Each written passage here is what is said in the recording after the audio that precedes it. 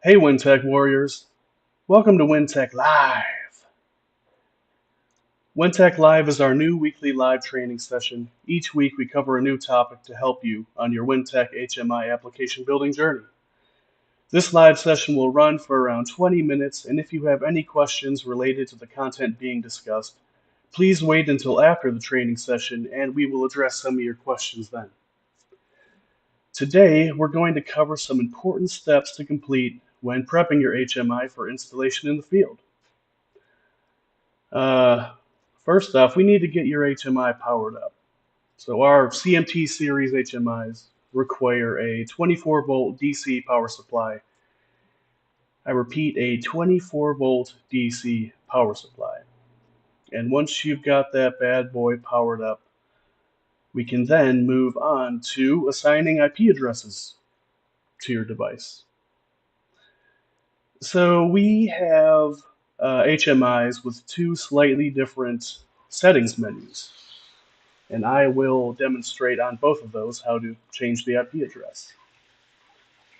So let me just pull up the first one here. One moment.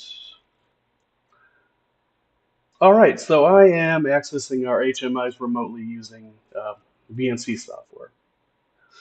But to access our settings menu, you'll want to select this disk icon in the top left of your HMI.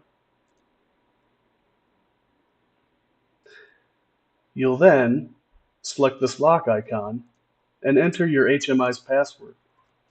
111111 is the default password for all Weintek HMIs. So if you haven't changed it, that's it.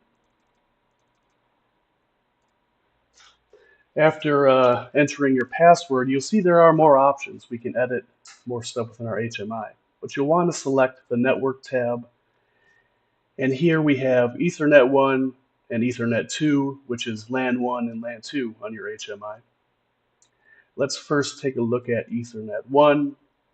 And selecting this option, obtain an IP address automatically, will allow DHCP to automatically give network addressing. It's as easy as flipping the switch.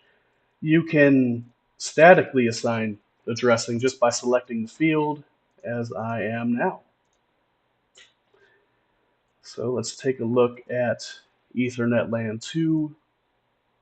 And you can see that I have enabled this option to receive addressing automatically via DHCP. And I've been given an address on 10110 subnet.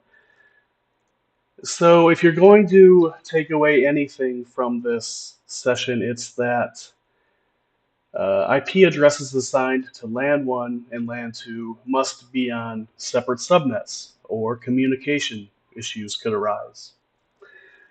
For example, I'm on LAN 1 right now. I've assigned it an address on the 192.168.0 subnet. And I've got LAN 2 an address on the 10.1.10 subnet. Unless you have a code assist enabled HMI, they need to be on separate subnets. But we will talk about that in the future. And if you wanted to connect a PLC to your LAN 2 port, you would have to give it an address on this same subnet. Something like 10.1.10.99.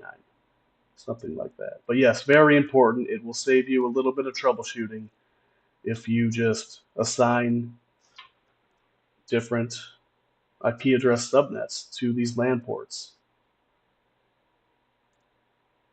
even if the port is not in use. Assign it an address on a separate subnet. So now let's move over to our other HMI that has a slightly different settings menu. One moment. Okay, as you can see, the settings icon on the top left is just slightly different, but still the same. You select it and you are in your settings menu. And you can see it has a slightly different look, yet the same functionality. So in here we will select the network tab, and we have the option to configure IP addressing for our Ethernet LAN 1 port or Ethernet LAN 2. So I will select LAN 2, and you'll be prompted to enter your HMI's password, which is 111111, if you haven't changed it. Okay, and you'll see you have the option to automatically assign IP addressing or manually, statically assign IP addressing. Just be sure to hit save if you make any changes or they will not stick.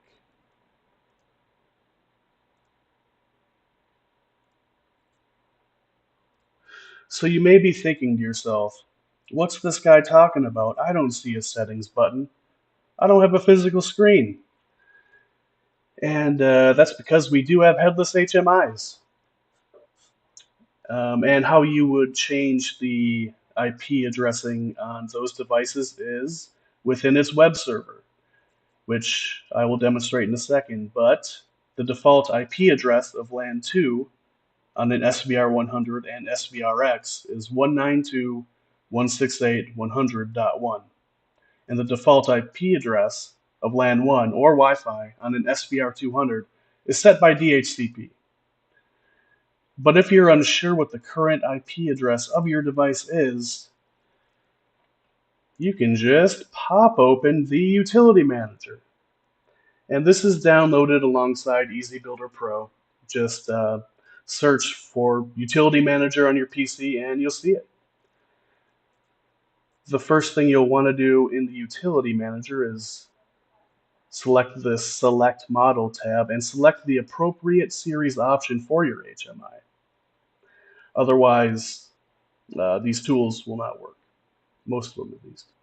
So very important, select the appropriate option for your HMI. I'll then head to the Publish tab, and selecting either download or upload will be fine because what I'm after is the Search and Change IP tool. And this is also available at elsewhere throughout the Utility Manager, but selecting download or upload will get you to the tool.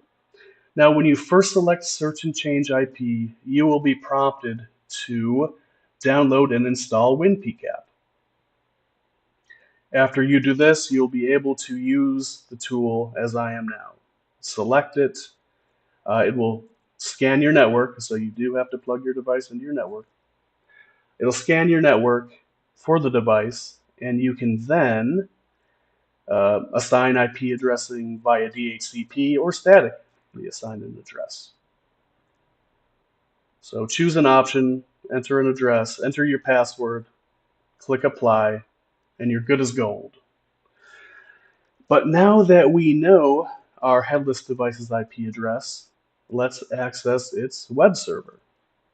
And you do this within your PC's browser. So you're going to want to take this IP address, head to your browser, and just enter it into your browser's address bar. And bam, we've been whisked away to our web server. All of our HMIs has a web server like this. And you access it the same way, IP address in the browser. But to log in, enter your password, which 111111 is the default.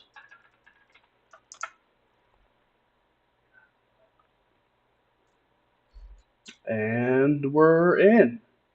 There we go. So across all of our HMIs, the dashboard will look similar. There are some slight differences, but overall, they have a similar look. To change IP addressing, you would just head to the Network tab, select Ethernet, and here we can automatically assign IP addressing via DHCP or statically assign addressing. Easy peasy, lemon squeezy. All right, so now that we've assigned our device IP addresses, let's take a quick look at how to change an HMI's time and date. So please give me a moment to pop open HMI. All right. So again, we're going to select the settings button on the top left, which will bring us to our settings menu. Select the lock icon, enter your HMI's password.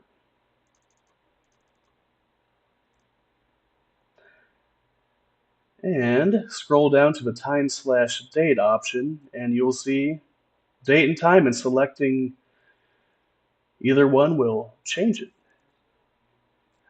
Selecting date, as you can see, we're living in the future here. If you make a change, be sure to hit OK or they won't stick. Let's take a quick look at the time, change the time. Bam. Okay, now let's pull up our slightly different settings menu. Okay, here we are. So again, hitting the settings button on the top left of the HMI, but this time it's located, date and time is located within system properties. So I'll select that, scroll down, and here they are, date and time. Selecting either one, and you'll be prompted to enter your HMI's password. All right, you can then change the date. Again, hit save or your changes won't stick around. Selecting time. Bam.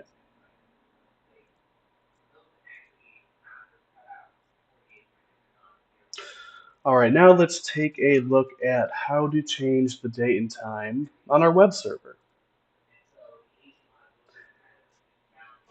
So you'll head to the System tab on the left here, select Info, and you'll see our date/time at the bottom. Select the field, and you can manually change the date and time, or you can select Now, and that will sync the time with your PCs. Select OK, and we're good. So we've configured IP addressing for our devices. We've changed the date and time. Again, if you're going to remember anything from this training session, it is that the IP addresses assigned to LAN 1 and LAN 2 must lie on separate subnets, or you'll be opening possibly a troubleshooting can of worms. And if you're having issues connecting to your device, the first thing you should do is try to ping it. And you do that by, at least on a Windows system, right-click this Windows icon, select Terminal Admin, and once you're in your terminal, enter the ping command, followed by the device IP address.